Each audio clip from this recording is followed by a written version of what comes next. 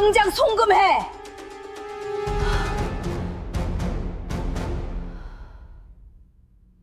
살을 에이는 듯한 영하 15도의 서울. 서초구에 위치한 30억 원대 최고급 아파트에 육중한 현관문이 거친 기계음에 의해 강제로 뜯겨나가고 있었습니다. 이게 무슨 짓이야? 당장 안 나가? 우리 아들이 누군지 알아? 강명숙의 날카로운 비명이 대리석 복도를 울렸습니다. 그녀의 아들 박민재 역시 사색이 된 얼굴로 법원 집행관들의 앞을 막아서며 발버둥 쳤지만 건장한 사설경호 인력들은 눈 하나 깜짝하지 않았습니다. 곧이어 수천만 원을 호가하는 명품 가방과 맞춤형 가구들이 무자비하게 쓰레기 봉투에 담겨 얼어붙은 복도 바닥으로 내동댕이 쳐졌습니다. 그들의 완벽했던 상류층 코스프레가 물리적으로 박살나는 순간이었습니다. 같은 시각, 강남의 최고급 호텔 회의실. 윤서연은 먼지 하나 묻지 않은 완벽한 맞춤 정장 차림으로 테이블 상석에 앉아 있었습니다. 그녀의 앞에는 일본 최대 화장품 유통사 임원들이 경의를 표하며 내민 대규모 수출 계약서가 놓여 있었습니다. 서연이 만년필을 들어 유려한 필체로 서명을 마치는 순간 테이블 위에 뒤집어둔 그녀의 스마트폰이 미친 듯이 진동하기 시작했습니다. 화면에는 박민재가 보낸 수십 개의 부재중 전화와 제발 살려달라는 비굴한 문자 메시지들이 폭우처럼 쏟아지고 있었습니다. 서연은 화면을 가볍게 무시하며 스마트폰의 전원을 완전히 꺼버렸습니다. 그리고 일본 바이어들을 향해 여유롭고 우아한 미소를 지어 보였습니다. 이 잔혹한 강제 퇴거는 어느 날 갑자기 벌어진 우발적인 분노의 결과가 아니었습니다. 이것은 철저하게 계산되고 기획된 기생충 같은 결혼 생활을 청산하기 위한 완벽한 기업형 적대적 청산 작업이었습니다. 이 피도 눈물도 없는 복수극이 어떻게 완성되었는지 이해하기 위해서는 서연이 자신의 삶을 갉아먹던 끔찍한 현실을 마주해야만 했던 6개월 전으로 거슬러 올라가야 합니다. 중견 화장품 제조사의 B2B, 영업총괄 본부장인 윤서연의 하루는 매 순간이 전쟁이었습니다. 6개월 전의 그날도 마찬가지였습니다. 핵심 원료 공급사가 갑작스럽게 단가를 20% 인상하겠다고 통보하며 서연의 목을 조여왔습니다. 회의실의 공기는 얼어붙었고 서연의 팀원들은 패닉에 빠졌습니다. 하지만 서연은 흔들림이 없었습니다. 지금까지 우리 회사가 귀사의 설비 확충에 투자한 매몰 비용이 얼마인지 잊으셨습니까? 단가 인상을 강행하신다면 우리는 즉시 대체 공급망으로 전환하고 서연의 차갑고 논리적인 압박에 공급사 대표는 결국 백기를 들었습니다. 수십억 원의 손실을 막아낸 서연은 그제야 뻐근한 목을 주무르며 회사 문을 나섰습니다. 하지만 서연에게 퇴근은 휴식이 아니라 두 번째이자 가장 끔찍한 교대 근무의 시작이었습니다. 지친 몸을 이끌고 서초동 아파트 현관문을 열자마자 숨막히는 향수 냄새와 시끄러운 웃음소리가 그녀를 덮쳤습니다. 거실에는 시어머니 강명숙이 골프클럽 지인들을 불러 모아 화려한 만찬을 즐기고 있었습니다. 식탁 위에는 서연이 중요한 바이어 접대를 위해 어렵게 구해둔 최고급 와인 3병이 이미 바닥을 드러낸 채 뒹굴고 있었습니다. 어머, 우리 며느리 이제 오니? 인사드래. 우리 민재가 이번에 며느리 고생한다고 이 비싼 서초동 아파트를 공동명의도 아니고 며느리 단독명의로 해줬잖아. 우리 아들이 이렇게 능력이 좋아. 강명숙은 친구들 앞에서 뻔뻔하게 거짓말을 늘어놓았습니다. 이 아파트는 서연이 결혼 전부터 10년 넘게 피를 토하며 일에 모은 돈으로 산 그녀의 온전한 자산이었습니다. 박민재는 단돈일 원도 보탠 적이 없었습니다. 하지만 서연은 손님들 앞에서 시어머니의 체면을 깎아내릴 수 없어 억지로 입꼬리를 올려 인사했습니다. 소파에 비스듬히 누워 스마트폰 게임을 하던 남편 박민재는 서연과 눈이 마주치자 귀찮다는 듯이 고개를 까딱했습니다. 손님들이 돌아간 후 서연이 엉망이 된 부엌을 치우며 민재에게 조용히 항의했습니다. 어머니 또 내 와인 마음대로 꺼내 드셨어. 저거 구하기 얼마나 힘든 건지 알잖아. 민재는 하품을 하며 대수롭지 않게 대꾸했습니다. 아, 늙은 노인네가 친구들 앞에서 기 좀 살리겠다는데 그거 하나 이해 못해? 당신 돈 잘 벌잖아. 그냥 한 병 더 사. 엄마 체면 깎이게 쪼잔하게 굴지 말고. 서연은 턱끝까지 차오르는 분노를 삼켰습니다. 그녀는 묵묵히 고무장갑을 벗고 자신의 서재로 들어갔습니다. 서재 문을 걸어 잠그고 노트북을 켠 서연은 통장 잔고와 업무 이메일을 보며 스스로를 위로했습니다. 자신이 경제적 주도권을 쥐고 있으니 이 정도의 불쾌함은 평화로운 가정을 유지하기 위한 세금이라고 합리화했습니다. 하지만 그 얄팍한 평화는 다음 날 아침 산산조각이 나고 맙니다. 다음 날은 공휴일이었지만 서연은 중요한 해외 출장을 앞두고 거실에서 서류를 검토하고 있었습니다. 그때 시누이 박지은이 굽이 높은 슬리퍼를 끌며 신경질적인 발걸음으로 다가왔습니다. 지은은 다짜고짜 서연의 서류 위에 자신의 스마트폰 화면을 들이밀었습니다. 화면에는 5천만 원이 찍힌 QR코드가 띄워져 있었습니다. 세연이, 나 다음 달에 대학 동기들이랑 유럽 VIP 투어 가기로 했어. 여기로 송금해줘. 서연은 어이가 없다는 듯 지은을 올려다보았습니다. 아가씨, 지금 장난해요? 5천만 원이 누구의 이름입니까? 장난 아닌데? 오빠가 언니한테 말하면 다 해줄 거라고 했어. 언니 저번 달에 인센티브 엄청 받았다며. 가족끼리 그 정도도 못 해줘? 서연은 단호하게 스마트폰을 밀어냈습니다. 내 돈은 전부 회사 펀드와 부동산에 묶여 있어요. 그리고 설령 현금이 차고 넘친다고 해도 아가씨 놀러 가는데 댈 돈은 없습니다. 내가 무슨 자선 사업가인 줄 알아요?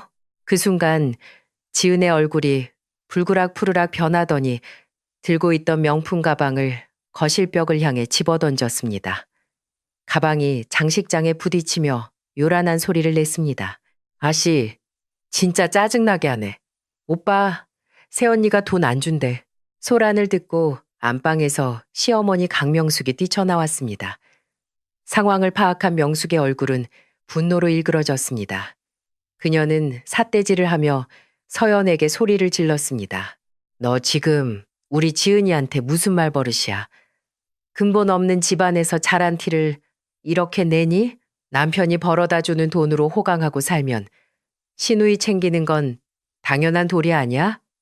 당장 송금해. 어머니, 이 집에서 민재 씨가 벌어오는 돈은 생활비의 10%도 안 됩니다. 제가 왜 아가씨 유흥비까지 책임져야 합니까? 서연이 한치도 물러서지 않고 팩트를 짚어내자 이성을 잃은 명숙이 손을 번쩍 치켜들었습니다. 자, 날카로운 마찰음과 함께 서연의 고개가 돌아갔습니다. 명숙의 손바닥이 서연의 뺨을 강하게 후려친 것입니다. 방문에 기대어 하품을 하며 이 광경을 지켜보던 민재는 말리기는커녕 짜증 섞인 목소리로 말했습니다. 아, 시끄러워 죽겠네. 여보, 그냥 줘버려. 엄마 혈압 오르시잖아. 서연의 뺨이 붉게 부어올랐습니다. 하지만 그녀의 눈에서는 눈물 한 방울 흐르지 않았습니다. 대신 그녀의 눈동자 속에서 무언가 차갑고 거대한 것이 깨어났습니다. 며느리로서의 인내심이 끊어지고 피도 눈물도 없는 B2B 협상가. 윤서연의 인격이 전면으로 나서는 순간이었습니다. 서연은 천천히 고개를 돌려 명숙을 한 번, 민재를 한 번, 그리고 승리감에 도취해 씩씩거리는 지은을 똑바로 응시했습니다.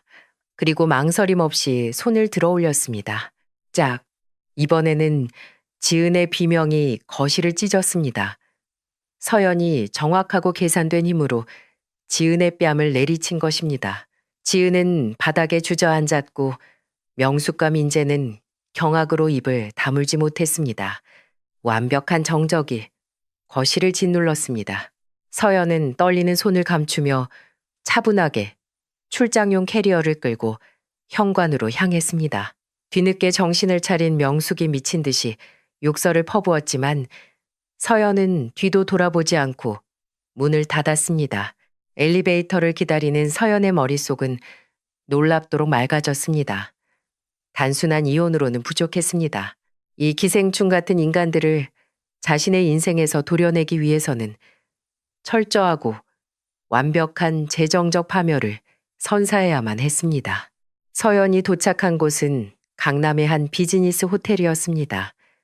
차갑고 건조한 객실의 공기가 오히려 그녀의 머리를 식혀주었습니다. 거울에 비친 뺨의 붉은 자국을 가만히 어루만지던 서연은 침대에 눕는 대신 책상에 앉아 노트북을 열었습니다. 눈물이나 감정적인 호소는 그녀의 방식이 아니었습니다. 그녀는 즉시 자신의 모든 금융자산과 부동산 서류를 화면에 띄웠습니다. 문제는 대한민국의 이혼소송 법률이었습니다. 서연이 결혼 전부터 소유하고 있던 서초동 아파트라 할지라도 민재와 명숙이 가사노동이나 혼인생활 유지에 기여했다고 주장하며 재산 분할을 청구하면 법적 분쟁이 길어지고 자산이 묶일 위험이 컸습니다. 특히 뻔뻔한 시어머니는 서연의 재산을 뜯어내기 위해 무슨 짓이든 할 인간이었습니다. 서연은 마우스를 클릭하던 손을 멈췄습니다. 내가 이 집에서 나가는 게 아니라 그 인간들을 내 집에서 합법적으로 쫓아내야 해. 서연은 자신의 결혼 생활을 회생 불가능한 악성 부채를 떠안은 기업으로 재정의했습니다. 이 기업을 정리하기 위해서는 감정적인 이혼 소송이 아니라 적대적이고 기습적인 자산 매각이 필요했습니다. 그녀는 머릿속으로 자신의 기업 네트워크를 빠르게 훑어내렸습니다. 그리고 하나의 이름에 도달했습니다. 부실 채권과 악성 부동산을 매입해 거주자들을 합법적이고 무자비하게 몰아내는 것으로 악명 높은 MPL 전문 기업의 대표 한태경.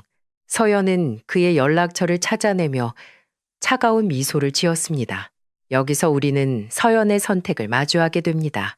만약 여러분이 윤서연의 입장이었다면 청춘을 바쳐 일군 재산을 노리는 기생충 같은 가족들에게 당장 이혼을 통보하고 지루한 법정 싸움을 시작하시겠습니까? 아니면 뺨을 맞은 수모를 억누르고 완벽한 재정적 탈출을 위해 그들이 눈치채지 못하게 조용히 덫을 놓으시겠습니까? 서연의 선택은 명확했습니다. 그녀는 사냥꾼이 되기로 결심했습니다. 호텔방의 차가운 조명 아래서 서연은 곧바로 스마트폰을 들어 익숙한 번호를 눌렀습니다. 상대는 과거 서연의 회사에서 기업 인수합병 당시 실사 작업을 담당했던 전직 기업 조사관이었습니다. 지금은 독립하여 기업들의 은밀한 뒷조사와 자산 추적을 전문으로 하는 인물이었습니다.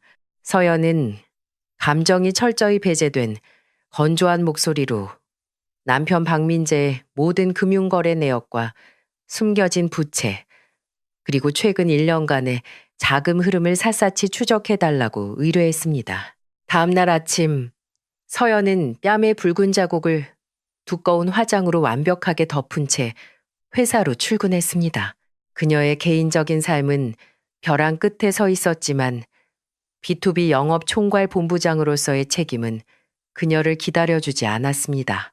오전 내내 일본의 거대 유통기업 임원들과 화상회의를 진행하며 서연은 단 한치의 빈틈도 보이지 않고 날카로운 프레젠테이션을 이어갔습니다. 수백억 원이 오가는 계약의 세부 조항을 조율하는 그녀의 모습에서 어젯밤 시어머니에게 뺨을 맞고 쫓겨난 여자의 흔적은 찾아볼 수 없었습니다. 회의가 성공적으로 끝나고 임원들의 박수갈채가 쏟아질 때 서연의 개인 스마트폰이 짧게 울렸습니다. 조사관이 보낸 암호화된 메시지였습니다. 서연은 탕비실로 들어가 문을 잠그고 전송된 파일을 열었습니다. 화면을 내려보던 서연의 눈동자가 차갑게 굳어졌습니다. 민재는 단순히 그녀의 돈에 기생하는 무능한 남편이 아니었습니다.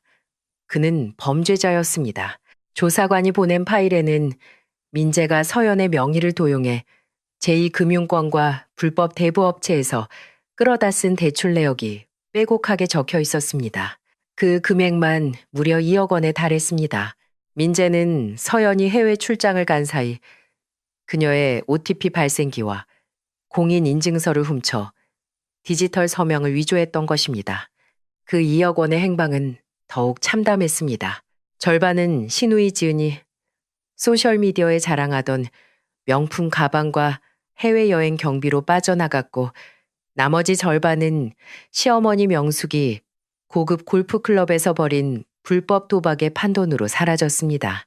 서연은 등골이 서늘해지는 것을 느꼈습니다. 대한민국의 이혼 소송 실무상 혼인 기간 중 발생한 채무는 그것이 비록 일방의 명의로 되어 있더라도 일상 가사나 가족의 생활 유지를 위해 사용되었다고 판단될 경우 부부가 공동으로 책임져야 할 우발 채무로 둔갑할 수 있었습니다. 지금 당장 이혼 서류를 내밀면 명숙과 민재는 그 빚이 가족을 위해 쓴 돈이라며 서연에게 절반의 책임을 떠넘길 것이 분명했습니다. 단순한 이혼으로는 이 지옥에서 벗어날 수 없었습니다.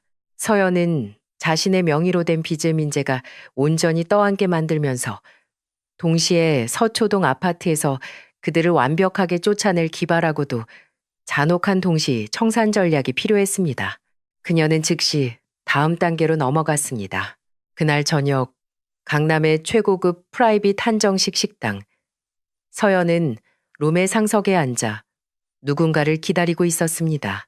미닫이 문이 열리고 날카로운 눈매와 맞춤형 수트를 입은 남자가 들어왔습니다. MPL, 즉 부실 채권 매입 전문 기업인 에이펙스 자산운용의 한태경 대표였습니다. 그는 파산한 기업의 공장이나 상업용 부동산을 헐값에 매입한 뒤 용역을 동원해 기존 점유자들을 무자비하게 쫓아내고 자산을 매각하는 업계의 저승사자로 불렸습니다. 태경은 자리에 앉자마자 차가운 물을 한 모금 마시며 입을 열었습니다. 윤 본부장님, B2B 업계에서 본부장님 명성은 익히들어 알고 있습니다만 저는 기업의 악성 재고나 부실 자산을 처리하는 사람입니다. 가정부나 다름없는 시댁, 식구들 쫓아내는 심부름 센터가 아니란 말입니다. 그의 거절에도 서연은 미동조차 하지 않았습니다. 그녀는 테이블 위로 두툼한 서류 봉투를 밀어주었습니다.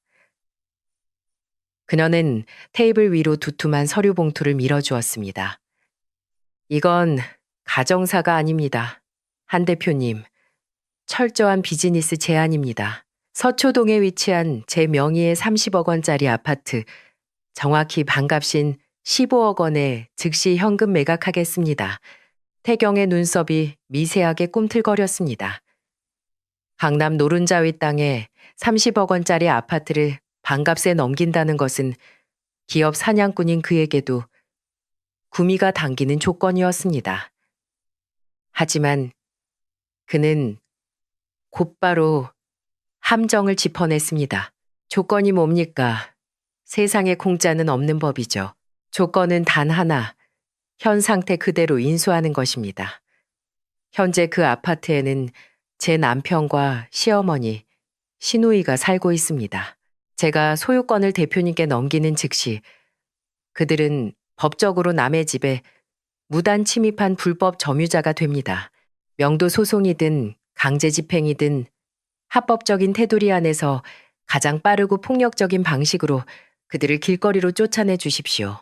태경은 서연을 흥미로운 눈빛으로 쳐다보았습니다.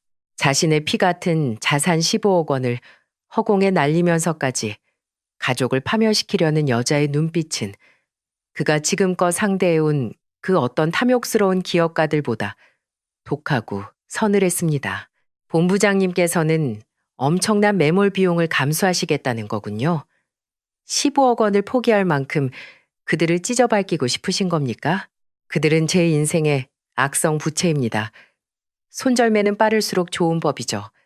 대표님의 전문 분야 아닙니까? 태경은 낮게 소리내어 웃었습니다. 그는 서연이 내민 매매계약서를 집어들었습니다. 좋습니다. 이 거래 수락하죠. 소유권 이전 등기가 완료되는 즉시 제 방식대로 그 집을 청소해 드리겠습니다. 단 서류가 완벽하게 처리될 때까지 최소 한 달이 걸립니다. 그동안 본부장님은 그 집에서 아무 일도 없었던 것처럼 완벽한 연기를 하셔야 할 겁니다. 서연은 우아하게 고개를 끄덕였습니다. 연기라면 자신 있었습니다. 며칠 후 서연은 캐리어를 끌고 다시 서초동 아파트 현관문을 열었습니다. 익숙하고 역겨운 디퓨저 향기가 코를 찔렀습니다. 거실 소파에는 명숙과 민재, 지은이 텔레비전을 보며 과일을 먹고 있었습니다. 현관문 소리에 고개를 돌린 명숙은 서연을 보자마자 팔짱을 끼며 코웃음을 쳤습니다. 어머, 며칠이나 가나 했더니 결국 기어들어왔네? 네가 나가서 어쩔 건데? 여자 혼자 밖에서 자고 다니면 퍽이나 사람들이 좋게 보겠다. 서연은 캐리어를 한쪽에 내려놓고 천천히 거실로 걸어와 명숙 앞에 고개를 숙였습니다.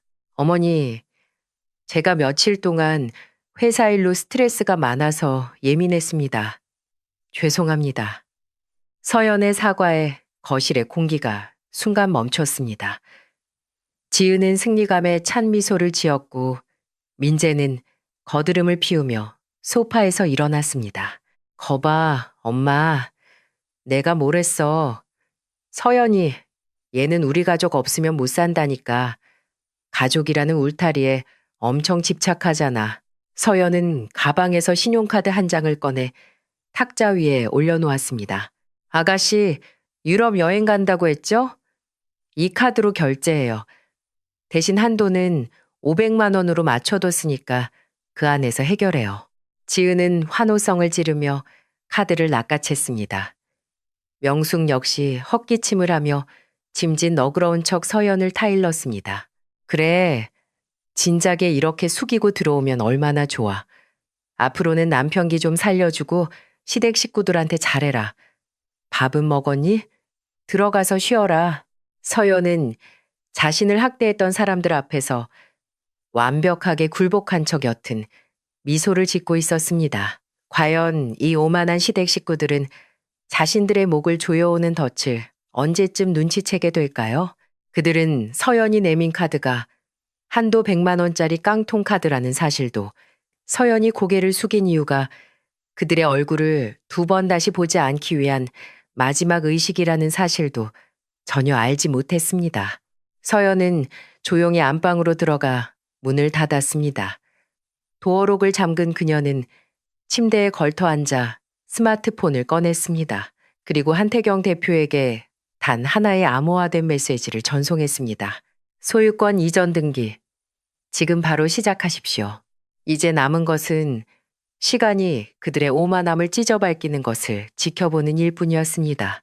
회사에서의 윤서연은 감정에 휘둘리지 않는 완벽한 포식자였습니다. 그녀가 자신의 삶을 갉아먹는 기생충들을 조용히 도려내고 있던 그 시각, 회사에서도 그녀의 목을 조여오는 치명적인 위기가 발생했습니다. 일본 시장 진출을 불과 2주 앞둔 시점에서 핵심 원료를 독점 공급하던 국내 최대 하청업체가 갑자기 생산 라인을 멈추겠다고 통보해 온 것입니다. 그들은 서연의 회사가 납기를 맞추지 못하면 막대한 위약금을 물어야 한다는 사실을 악용해 기존 단가에서 무려 40%의 인상을 요구하는 노골적인 협박을 가해왔습니다.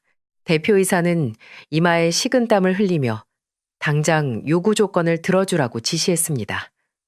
회의실에 모인 임원들은 하청업체 대표의 오만한 태도 앞에 꿀먹은 벙어리가 되었습니다. 하지만 B2B 영업 총괄본부장인 서연은 미동조차 하지 않았습니다. 그녀는 태블릿 PC를 켜고 화면을 회의실 대형 모니터에 띄웠습니다. 대표님, 요구 조건을 들어주실 필요 없습니다.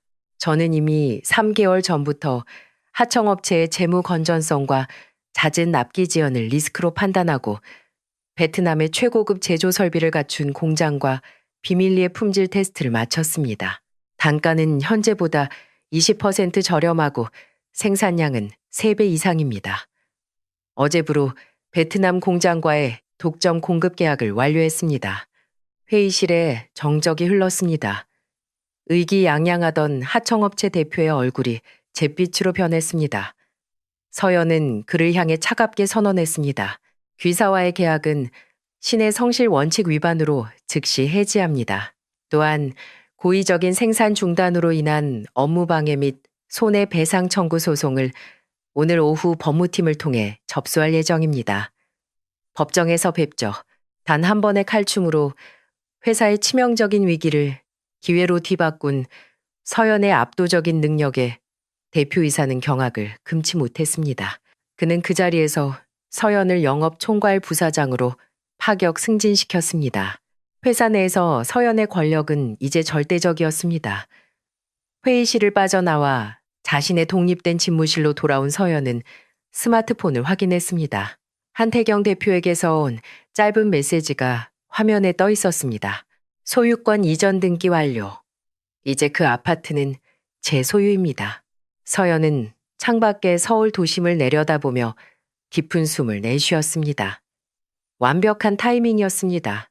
직장이라는 거대한 안전망이 가장 견고해진 지금 그녀의 거짓된 결혼 생활을 폭파할 모든 준비가 끝났습니다. 서초동 아파트는 그 어느 때보다 화려한 축제 분위기에 휩싸여 있었습니다.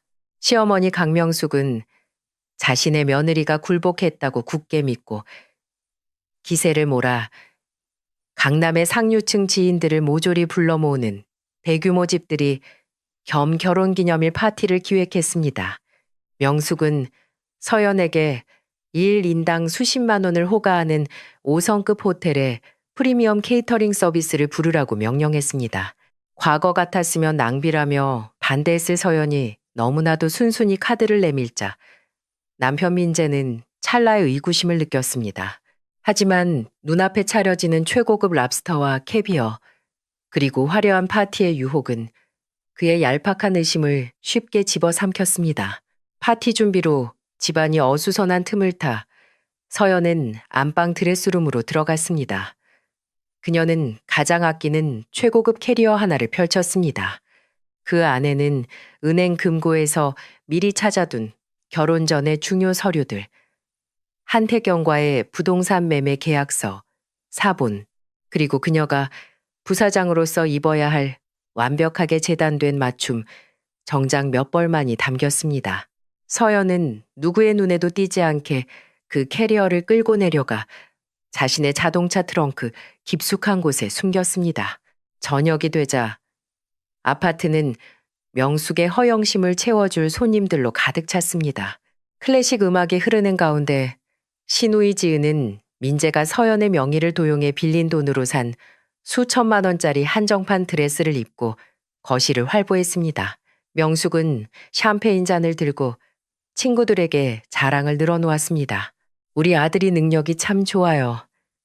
이 30억 원짜리 아파트도 며느리 기죽지 말라고 며느리 이름으로 딱 해주고 요즘 이런 남편이 어디 있답니까? 거짓과 기만으로 점철된 그 역겨운 연극을 서연은 현관 입구에 서서 조용히 지켜보고 있었습니다. 그녀의 눈에 비친 시댁 식구들은 이미 살아있는 사람이 아니었습니다. 그들은 곧 철거될 폐건물에 남겨진 먼지 같은 존재들이었습니다. 서연은 손목에 찬 시계를 내려다 보았습니다. 한태경 대표가 보낸 법무법인의 강제 퇴거 통고서가 도착하기까지 정확히 10분이 남아 있었습니다. 서연은 구두 굽소리를 내며 거실 중앙으로 천천히 걸어 들어갔습니다. 그녀는 거실 한 구석에서 우아하게 울려 퍼지던 스마트 스피커의 전원선을 거침없이 뽑아버렸습니다. 갑작스러운 정적의 파티를 즐기던 수십 명의 손님들이 일제히 대화를 멈추고 서연을 쳐다보았습니다. 분위기가 깨지자 분노한 명숙이 눈을 부릅뜨고 다가왔습니다. 너 지금 제정신이야? 귀한 손님들 모셔놓고 이게 무슨 짓거리니? 민재 역시 당황한 얼굴로 서연의 팔목을 거칠게 잡으려 했습니다. 여보, 당신 미쳤어? 당장 방에 들어가 있어. 서연은 민재의 손을 차갑게 쳐냈습니다. 그리고 품에 안고 있던 구김 하나 없는 서류 봉투를 꺼내 거실 중앙에 묵직한 유리 탁자 위로 던지듯 내려놓았습니다. 둔탁한 마찰음이 거실을 울렸습니다. 서연의 목소리는 얼음장처럼 차갑고 명료했습니다. 박민재, 이혼 소장입니다. 사문서 위조, 불법 대출을 통한 금융사기, 그리고 가정폭력을 사유로 오늘 오전 가정법원에 접수 완료했습니다. 순간 거실에 공기가 얼어붙었습니다. 샴페인을 마시던 손님들의 입에서 헉하는 헛숨이 터져 나왔습니다. 명숙의 얼굴이 불그락푸르락 변하며 악을 쓰기 시작했습니다. 이 미친년이 네가 감히 내 아들을 사기꾼으로 몰아? 네가 이혼을 요구해. 좋아, 당장 갈라서. 대신 이 집의 절반은 우리 민재 몫이니까 15억 원 내놓고 넌 맨몸으로 나가. 민재는 억지 웃음을 지으며 주변의 눈치를 살폈습니다. 하하, 여러분 오해입니다. 제 아내가 요즘 회사 일로 스트레스를 너무 많이 받아서 헛것을 보나 봅니다. 여보, 장난치지 말고 당장 이거 치워. 서연은 경멸이 가득한 그러나 완벽하게 통제된 눈빛으로 민재와 명숙을 번갈아 보았습니다. 그리고 손님들이 모두 들을 수 있도록 또렷하게 선언했습니다. 저는 지금 이 시간부로 이 집에서 나갑니다. 하지만 당신들도 분명히 알아두셔야 할 겁니다. 당신들 역시 더 이상 이 집의 주인이 아니라는 것을요. 서연은 탁자 위에 서류 봉투를 그대로 남겨둔 채 뒤통수에 쏟아지는 명숙의 발악과 민재의 당황한 부름을 완벽하게 무시하고 현관문을 나섰습니다. 굳게 닫힌 문 뒤로 그들의 화려했던 가짜 성이 무너져 내리는 소리가 들려오기 시작했습니다. 현관문이 닫히는 소리가 울리자마자 거실은 찬물을 끼얹은 듯한 정적에 휩싸였습니다. 박민재는 불그락푸르락해진 얼굴로 탁자 위에 서류 봉투를 거칠게 낚아챘습니다. 어디서 감히 손님들 앞에서 이딴 종이 쪼가리로 협박을 하냐며 그는 허세를 부리며 이혼 소장을 북북 찢어버리려 했습니다. 하지만 봉투 안에서 쏟아져 나온 것은 이혼 소장만이 아니었습니다. 법원 직인이 찍힌 두꺼운 서류 다발이 탁자 위로 흩어졌습니다. 가장 위에 놓인 문서는 부동산 매매 계약서 및 소유권 이전 등기 완료 통지서였습니다. 민재의 시선이 매수인란에 적힌 에이펙스 자산운용 주식회사 대표 한태경이라는 이름과 매매 대금 일금 15억 원정이라는 글자에 꽂혔습니다. 그 밑에는 붉은색 명조체로 인쇄된 강제 퇴거 및 명도 집행 통고서가 있었습니다. 본 부동산의 소유권은 적법한 절차에 따라 에이펙스 자산운용으로 이전되었음. 현재 점유자 박민재, 강명수, 박지은은 불법 무단 점유자로서 통고서 수령 후 24시간 이내에 자진 퇴거하지 않을 10억 원 집행관 및 사설 경호 인력을 동원한 강제 집행이 이루어질 것임. 민재의 다리에서 힘이 풀렸습니다. 그는 찢으려던 서류를 든 채로 소파 위로 털썩 주저앉았습니다. 시어머니 강명숙이 다가와 서류를 빼앗아 들었습니다. 30억 원짜리 아파트를 반값에 팔았다는 사실을 인지할 지적 능력조차 없었던 그녀는 그저 이 모든 것이 자신들을 겁주기 위한 가짜 서류라며 악을 썼습니다. 하지만 파티에 참석했던 상류층 지인들의 반응은 달랐습니다. 그들은 기업의 부도와 법적 분쟁의 냄새를 맡는데 도같은 사람들이었습니다. 사문서 위조, 불법 대출, 강제 퇴거라는 단어들이 난무하자 그들은 서로 눈치를 보며 슬금슬금 현관 쪽으로 뒷걸음질치기 시작했습니다. 집에 급한 일이 생겼다는 핑계를 대며 순식간에 수십 명의 손님들이 썰물처럼 빠져나갔습니다. 거실에는 먹다 남은 최고급 케이터링 음식들만이 흉물스럽게 남았습니다. 민재는 덜덜 떨리는 손으로 스마트폰을 꺼내 서연의 번호를 눌렀습니다. 하지만 수화기 너머로 들려오는 것은 전원이 꺼져 있다는 차가운 기계음뿐이었습니다. 서연은 이미 그를 자신의 세상에서 완벽하게 지워버린 것입니다. 여기서 우리는 서연의 냉혹한 전략을 되짚어보게 됩니다. 서연은 이 모든 사실을 단둘이 있는 은밀한 공간이 아니라 시어머니의 허영심이 극에 달한 화려한 파티장 한가운데서 폭로했습니다. 여러분이 보시기에 이러한 공개적인 망신주기는 기생충 같은 시댁 식구들을 단죄하기 위한 필수적인 전술이었을까요? 아니면 그저 개인적인 분노를 해소하기 위한 잔인한 복수였을까요? 분명한 것은 이 공개 처형이 그들의 얄팍한 사회적 체면을 영원히 박살냈다는 사실입니다. 텅 빈 아파트 거실에는 무거운 절망과 부정의 공기가 짙게 깔려 있었습니다. 강명숙은 여전히 현실을 받아들이지 못하고 며느리가 감히 자기 이름으로 된 집을 넘길 리가 없다며 당장 변호사를 알아보라고 소리를 질렀습니다. 민재는 식은땀을 흘리며 평소 형님 동생하며 지내던 로펌 변호사들에게 전화를 돌렸습니다. 하지만 수화기 너머의 반응은 냉담했습니다. 매수인이 에이펙스 자산운용의 한태경이라는 사실을 듣자마자 변호사들은 하나같이 혀를 찼습니다. 에이펙스 한태경은 피도 눈물도 없는 기업 사냥꾼이며 대기업 회장들도 그에게 걸리면 빈털터리로 쫓겨난다는 것이었습니다. 수임료를 수천만 원 준다고 해도 그쪽과는 싸우지 않겠다며 당장 짐이나 싸서 나가라는 충고와 함께 일방적으로 전화가 끊어졌습니다. 그제야 사태의 심각성을 깨달은 신우이 지은이 신경질적으로 자신의 명품 가방들을 챙기기 시작했습니다. 그녀는 당장 5성급 호텔 스위트룸을 잡아달라며 민재에게 카드를 내놓으라고 떼를 썼습니다. 지은의 철없는 요구에 극도의 공포에 질려있던 민재의 이성의 끈이 마침내 끊어졌습니다. 민재는 지은의 손에 들린 명품 가방을 빼앗아 바닥에 패대기 쳤습니다. 그리고 핏발선 눈으로 절규했습니다. 너희들이 펑펑 쓴 그 돈이 서연의 돈인 줄 아느냐며 자신이 서연의 명의를 도용해 제2금융권에서 빌린 빚이라고 폭로했습니다. 그 금액만 무려 2억 원이었습니다. 서연이 이혼 소장을 접수했으니 이제 그 빚은 온전히 자신의 몫이 되었고 자신들은 완벽한 파산 상태라는 폭탄 선언이었습니다. 명숙은 숨을 헐떡이며 뒷목을 잡았습니다. 2억 원이라는 빚을 숨겼다는 사실에 명숙은 달려들어 민재의 가슴팍을 미친 듯이 때리기 시작했습니다. 네가 내 인생을 다 망쳤다며 오열하는 어머니를 향해 민재 역시 어머니가 서연을 쥐잡듯이 잡지만 않았어도 이렇게 되지 않았을 거라며 악을 썼습니다.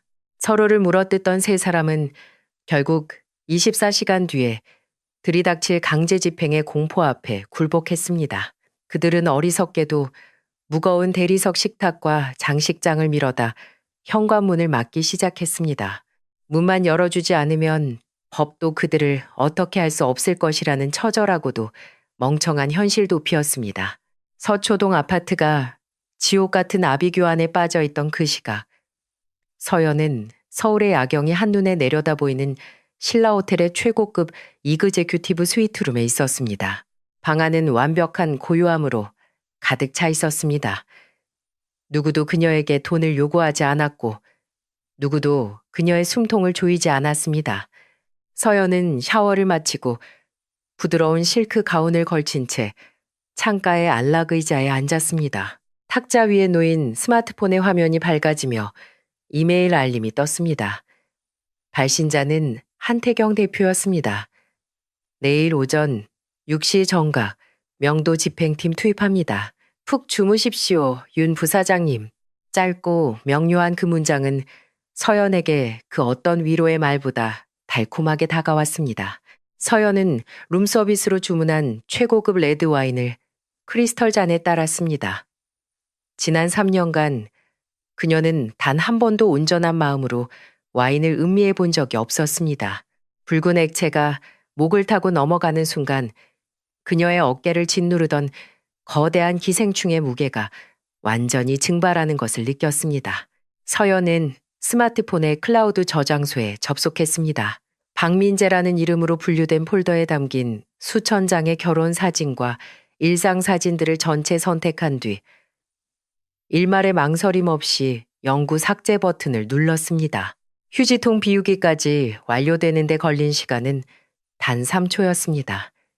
그녀의 인생에서 그들의 흔적이 디지털 데이터 단위로 완벽하게 소멸하는 순간이었습니다. 서연은 남은 와인을 비우고 침대에 누웠습니다. 내일 오전 10시에 있을 회사 임원진 회의를 위해 알람을 맞추는 그녀의 얼굴은 평온 그 자체였습니다. 몇 시간 뒤 자신이 살던 옛집에서 벌어질 끔찍하고 폭력적인 강제 퇴거의 현장과는 완벽하게 단절된 오직 승리자만이 누릴 수 있는 절대적인 평화였습니다. 새벽 6시 정각. 살을 에이는 듯한 매서운 겨울바람이 서초동 아파트 단지를 휩쓸고 있었습니다. 아직 해가 뜨지 않은 어둑어둑한 복도에 무거운 발소리가 울려 퍼졌습니다. 완벽하게 재단된 짙은 회색 코트를 입은 한태경 대표를 선두로 법원 소속 집행관들과 검은색 제복을 입은 10여 명의 사설 경호 인력, 그리고 이삿짐 센터 직원들이 윤서연의 옛 아파트 현관문 앞에 도열했습니다. 집행관이 현관문을 강하게 두드리며 법원 집행관임을 알리고 문을 개방할 것을 요구했습니다. 집 안에서는 박민재가 경찰을 부르겠다며 발악하는 소리가 희미하게 들려왔습니다. 한태경은 시계를 한번 확인한 뒤 턱짓으로 열쇠 수리공에게 신호를 보냈습니다. 날카로운 기계음과 함께 육중한 드릴이 최고급 디지털 도어록을 뚫고 들어가기 시작했습니다. 불꽃이 튀고 쇳가루가 날리며 불과 2분 만에 굳게 닫혀있던 현관문이 강제로 개방되었습니다. 문이 열리자마자 경호 인력들이 밀고 들어갔습니다. 간밤에 민재와 명숙이 땀을 뻘뻘 흘리며 문 앞을 막아두었던 무거운 대리석 식탁과 장식장들은 건장한 체격의 경호원들이 몇 번 밀어붙이자 허무하게 바닥을 긁으며 밀려났습니다. 거실은 순식간에 제복을 입은 건장한 남자들로 가득 찼습니다. 한태경은 거실 한가운데 서서 감정 없는 기계적인 목소리로 법원의 강제 퇴거 명령서를 낭독했습니다. 현재 시간부로 본 부동산에 대한 불법 점유자 강제 퇴거 및 명도 집행을 시작합니다. 점유자들의 모든 개인 물품은 외부로 반출되며 집행 과정에서 발생하는 물리적 충돌이나 업무 방해 행위는 즉시 경찰 인계를 통해 형사 고발 조치하겠습니다. 그의 말이 끝나기가 무섭게 이삿짐 센터 직원들이 거대한 산업용 쓰레기 봉투를 펼쳐들고 집안의 물건들을 쓸어 담기 시작했습니다. 시어머니 강명숙은 눈이 뒤집혀 거실 구석에 있던 도자기, 꽃병을 집어들고 한태경을 향해 던지려 했습니다. 하지만 대기하고 있던 경호원이 찰나의 순간에 명숙의 손목을 낚아채 비틀었고 꽃병은 바닥에 떨어져 산산조각이 났습니다.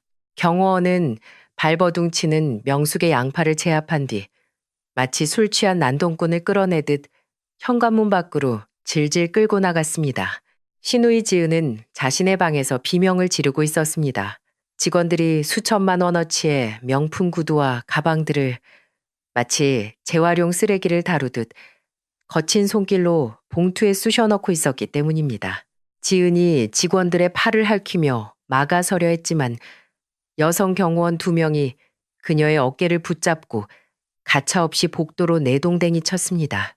마지막으로 남은 민재는 넋이 나간 채 소파에 주저앉아 있었습니다. 한태경이 직접 다가가 민재의 멱살을 틀어쥐고 일으켜 세웠습니다. 민재의 입에서 살려달라는 비굴한 신음이 새어나왔지만 태경은 그를 현관 밖으로 거칠게 밀쳐냈습니다. 얼어붙은 복도 바닥에 나뒹구는 민재의 얼굴 위로 태경이 자신의 명함을 툭 던졌습니다. 윤서연 부사장님, 근처에 반경 1km 이내로 접근하거나 단 한 번이라도 연락을 시도할 경우 우리 에이펙스 자산운용이 당신이 위조한 그 2억 원의 부실 채권을 전부 매입할 겁니다. 그 빚을 빌미로 당신을 사기죄로 교도소에 쳐넣고 평생 일용직 노가다를 뛰며 빚을 갚게 만들어주지. 좋은 아침입니다. 박민재 씨. 태경은 차갑게 미소 지으며 현관문을 쾅 닫았습니다. 육중한 문이 닫히는 소리와 함께 그들이 기생하며 누려왔던 안락한 세계는 영원히 차단되었습니다. 굳게 닫힌 아파트 공동 현관문에는 굵은 쇠사슬이 채워졌습니다. 아파트 단지 밖 인도 위에는 산업용 쓰레기 봉투 수십 개가 산더미처럼 쌓여 있었고 그 옆에 민재와 명숙, 지은이 넋을 잃고 주저앉아 있었습니다. 하늘에서는 살을 내는 듯한 차가운 진눈깨비가 흩날리기 시작했습니다. 출근을 하던 동네 주민들이 수군거리며 그들의 비참한 몰골을 곁눈질로 쳐다보았습니다. 추위에 입술이 파랗게 질린 명숙이 덜덜 떨리는 손으로 민재의 등짝을 내리쳤습니다. 뭐 하고 있어? 당장 택시 불러서 근처 호텔이라도 잡아. 얼어 죽을 일 있어? 민재는 허겁지겁 주머니에서 지갑을 꺼내 스마트폰 택시 호출 애플리케이션을 열었습니다. 그리고 결제 수단으로 자신의 신용카드를 등록하려 했습니다. 하지만 화면에는 붉은색 글씨로 결제 한도, 초과 및 거래 정지된 카드라는 알림이 떴습니다. 당황한 민재가 다른 카드들을 번갈아가며 시도했지만 결과는 모두 같았습니다. 서연의 수입이 끊기고 2억 원에 달하는 불법 대출금의 이자가 연체되자 채권단이 민재의 모든 금융계좌와 신용카드를 일제히 동결시켜버린 것입니다. 그에게는 당장 편의점에서 따뜻한 캔커피 하나 살 돈조차 남아있지 않았습니다. 그 모습을 지켜보던 지은은 짜증을 내며 자신의 최신형 스마트폰을 꺼냈습니다. 그녀는 평소 5성급 호텔 라운지에서 함께 애프터눈 티를 마시며 울리던 부유한 친구들에게 전화를 걸었습니다. 나야. 우리 집에 지금 수도관이 터져서 공사를 해야 하거든. 며칠만 네 오피스텔에서 지내도 될까? 하지만 수화기 너머의 친구들은 이미 소문을 다 들은 상태였습니다. 서초동 아파트에서 강제 퇴거를 당해 길거리에 나앉았다는 흉흉한 소문은 강남 바닥에 순식간에 퍼져 있었습니다. 친구들은 바쁘다며 황급히 전화를 끊어버렸고 다시 전화를 걸었을 때는 이미 수신 차단이 되어 있었습니다. 지은이 자랑하던 화려한 인맥과 상류층 코스프레는 돈이 사라지자마자 신기루처럼 증발해버렸습니다. 진눈깨비는 어느새 굵은 눈발로 변해 그들의 어깨 위로 쌓이고 있었습니다. 뼛속까지 스며드는 추위와 굶주림 그리고 사람들의 경멸 어린 시선 속에서 그는 마침내 자신이 무슨 짓을 저질렀는지 뼈저리게 깨달았습니다. 자신은 늙고 허영심 많은 어머니의 비위를 맞추기 위해 세상에서 가장 똑똑하고 부유하며 자신에게 헌신적이었던 완벽한 아내를 제 손으로 버린 것입니다. 다이아몬드를 시궁창에 던져버리고 쓰레기를 끌어안은 대가는 완벽한 파멸이었습니다. 민재는 바닥에 엎드려 짐승처럼 오열했습니다. 그들은 결국 추위를 피하기 위해 자신들의 전 재산이 되어버린 쓰레기 봉투들을 질질 끌며 가장 가까운 지하철역 지하도로 무거운 발걸음을 옮겨야만 했습니다. 그로부터 6개월의 시간이 흘렀습니다. 계절은 바뀌어 숨이 턱턱 막히는 서울의 한여름이 되었습니다. 창문 하나 없는 두 평 남짓한 좁고 습한 고시원방 안에는 곰팡이 냄새와 땀 냄새가 찌들어 있었습니다. 과거 최고급 실크 잠옷을 입고 강남 사모님 행세를 하던 강명숙은 이제 목이 늘어난 낡은 티셔츠를 입고 좁은 침대에 걸터 앉아 쿨럭거리며 싸구려 컵라면으로 끼니를 때우고 있었습니다. 영양실조와 스트레스로 인해 그녀의 얼굴은 10년은 더 늙어 보였고 과거의 오만함은 온데간데 없이 사라진 지 오래였습니다. 비좁은 고시원 방문이 열리고 신우이 지은이 들어왔습니다. 수천만 원짜리 명품 드레스를 걸치고 유럽 VIP 투어를 꿈꾸던 그녀는 이제 기름때가 잔뜩 묻은 앞치마를 두르고 있었습니다. 동네 고깃집에서 하루 12시간씩 불판을 닫고 설거지를 하는 그녀의 손은 화상 흉터와 습진으로 흉측하게 망가져 있었습니다. 지은은 방에 들어오자마자 신경질적으로 앞치마를 벗어던지며 명숙을 향해 소리를 질렀습니다. 엄마는 왜 밥을 여기서 먹어서 냄새를 풍겨? 아, 진짜 짜증 나 죽겠네. 엄마가 그때 세연이 뺨만 안 때렸어도 우리가 서초동 아파트에서 쫓겨날 일은 없었잖아. 엄마 허영심 때문에 내 인생이 이게 뭐야. 명숙은 딸의 폐륜적인 폭언에도 대꾸할 힘조차 없어 그저 눈물만 뚝뚝 흘렸습니다. 그때 안전모를 들고 작업복에 시멘트 가루를 잔뜩 뒤집어 쓴 민재가 비틀거리며 방으로 들어왔습니다. 2억 원의 빚을 갚기 위해 건설 현장 일용직으로 뛰어든 그는 과거에 멀끔했던 회사원의 모습은 흔적도 없이 사라지고 검게 그을린 막노동꾼이 되어 있었습니다. 민재는 비좁은 바닥에 털썩 주저앉아 금이간 스마트폰 화면을 켰습니다. 습관적으로 경제 뉴스를 검색하던 그의 손가락이 어느 기사 제목 앞에서 멈췄습니다. 국내 최대 화장품, 기업 성공적인 IPO 달성, 윤서연 전무이사의 탁월한 리더십 빛나. 기사에는 한국증권거래소에서 환하게 웃으며 상장 기념 타종을 하는 서연의 대형 사진이 실려 있었습니다. 사진 속 서연은 과거 민재의 집에서 숨죽여 지내던 우울한 여자가 아니었습니다. 그녀는 눈부시게 빛나고 있었고 그 누구도 범접할 수 없는 거대한 제국의 지배자가 되어 있었습니다. 민재는 금이간 스마트폰 화면 속 서연의 얼굴을 쓰다듬으려다 이내 손을 거두었습니다. 자신이 쥐고 있던 것이 단순한 아내가 아니라 자신의 인생을 구원해줄 유일한 동아줄이자 빛나는 다이아몬드였다는 사실이 그의 뼛속을 후벼 팠습니다. 좁고 어두운 고시원방 안에서 민재는 어머니와 여동생의 악다구니를 들으며 소리 없이 오열했습니다. 그들이 스스로 선택한 지옥은 이제 영원히 끝날 기미가 보이지 않았습니다. 같은 시각, 한강의 푸른 물결이 한눈에 내려다 보이는 강남의 최고급 프라이빗 티라운지, 에어컨의 쾌적한 공기와 은은한 우전차의 향기가 감도는 VIP 룸에 윤서연이 앉아 있었습니다. 완벽하게 재단된 화이트 수트를 입은 그녀의 모습은 여유롭고 우아했습니다.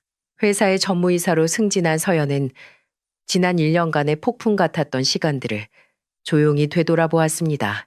결혼이라는 이름으로 포장된 기생충들의 착취, 뺨을 맞았던 그날의 굴욕, 그리고 피도 눈물도 없이 진행했던 완벽한 청산 작업. 그 모든 과정이 지나간 자리에 남은 것은 상처가 아니라 차갑고 단단한 지혜였습니다. 그녀는 더 이상 타인의 기대나 가족이라는 허울 좋은 껍데기에 자신을 억지로 우겨넣지 않았습니다. 미닫이 문이 열리고 맞춤형 네이비 수트를 입은 한태경 대표가 들어왔습니다. 그는 가볍게 목례를 하고 서연의 맞은편에 앉았습니다. 두 사람의 관계는 더 이상 의뢰인과 청부업자의 차가운 비즈니스 관계가 아니었습니다. 그들은 서로의 압도적인 능력과 냉혹한 결단력을 인정하는 업계에서 가장 강력하고 동등한 파트너로 발전해 있었습니다. 윤 전무님, 상장 성공을 축하드립니다. 오늘 타종하시는 모습, 뉴스에서 아주 인상 깊게 봤습니다. 태경이 부드러운 미소를 지으며 말했습니다. 서연 역시 찻잔을 내려놓으며 화답했습니다. 한 대표님이 그때 제 악성 부채들을 완벽하게 청소해 주신 덕분이죠. 그 매몰 비용을 끊어내지 못했다면 오늘의 저는 없었을 겁니다. 태경은 고개를 끄덕이며 안주머니에서 작은 짙은색 벨벳 상자 하나를 꺼내 테이블 위로 밀어주었습니다. 겉보기에는 반지 상자처럼 보였지만 서연이 상자를 열자 그 안에는 반짝이는 금속 열쇠와 보안 카드가 들어 있었습니다. 반지가 아니라서 실망하셨습니까? 강남 테헤랄로에 새로 매입한 상업용 빌딩의 최상층 마스터키입니다. 전무님과 제가 절반씩 지분을 투자한 우리의 첫 공동 프로젝트죠. 서연은 상자 안의 열쇠를 가만히 내려다보았습니다. 그것은 단순한 부동산의 열쇠가 아니라 그 어떤 기생충도 침범할 수 없는 그녀만의 견고한 제국을 상징하는 징표였습니다. 서연은 열쇠를 집어들며 환하게 그리고 진심으로 웃었습니다. 그녀의 인생을 덮쳤던 지독한 폭풍우는 완전히 끝이 났습니다. 그녀는 스스로의 힘으로 완벽한 제국을 건설했고, 이제 그 누구도 그녀의 것을 빼앗을 수 없을 것입니다. 윤서연의 이야기는 우리에게 결혼과 헌신, 그리고 인간관계의 경계에 대한 묵직한 질문을 던집니다. 누군가를 위해 나의 모든 것을 희생하는 것이 미덕으로 포장될 때, 그 선의를 악용하는 기생충 같은 존재들은 반드시 자라나기 마련입니다. 서연은 분노에 휩싸여 소리를 지르거나 감정적으로 무너지는 대신 차갑고 완벽한 전략으로 자신의 삶을 되찾았습니다. 때로는 가장 강력하고 통쾌한 복수가 상대방을 향한 직접적인 분노가 아니라 나 자신의 압도적이고 계산된 성공이라는 것을 서연은 증명해냈습니다. 여러분이 보시기에 서연이 이 유해한 결혼 생활을 끊어내고 완벽한 승리를 쟁취한 과정에서 우리가 얻을 수 있는 가장 중요한 인생의 교훈은 무엇이라고 생각하시나요? 서연의 냉혹하지만 정당했던 전략과 사이다 같은 결말에 공감하셨다면 댓글로 여러분의 다양한 생각과 의견을 남겨주세요. 또한 더 많은 통쾌한 복수극과 전략적인 인생 역전 스토리를 원하신다면 지금 바로 구독과 좋아요를 부탁드립니다. 다음 시간에도 더욱 흥미롭고 깊이 있는 이야기로 찾아오겠습니다. 그때까지 여러분의 평온한 일상을 지키고 스스로의 가치를 절대 잊지 마시길 바랍니다. 감사합니다.